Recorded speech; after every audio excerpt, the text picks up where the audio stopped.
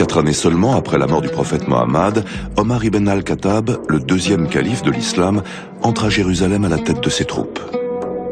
Quand le calife Omar ibn al-Khattab s'est approché de Jérusalem en 636, le patriarche Sophronius a décidé de livrer la cité pacifiquement. L'histoire raconte que le patriarche a accueilli très bien le calife, lui a remis les clés de la cité et que le calife est entré paisiblement et il a fait un pacte historique qu'on appelle en arabe al-Uhd al-Umariya. C'est un pacte où il donne assurance à tous les chrétiens que leurs lieux de culte, leurs symboles religieux, leurs moines, leurs prêtres, leurs croix seront respectés et qu'ils seront protégés par les nouveaux conquérants.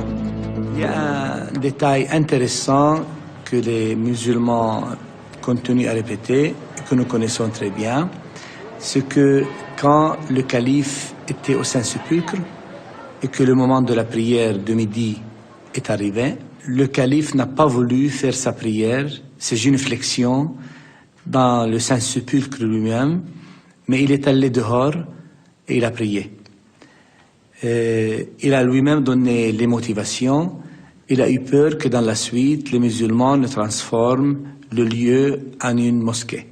Donc, c'est une attitude de respect envers les chrétiens qui est à raconter car vraiment c'est un modèle de comment regarder l'autre, comment respecter le lieu du culte des autres.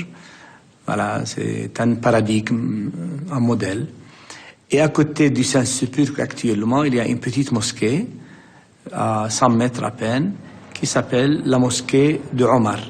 Parce que Omar a prié dans cet endroit qui est devenu par la suite une mosquée.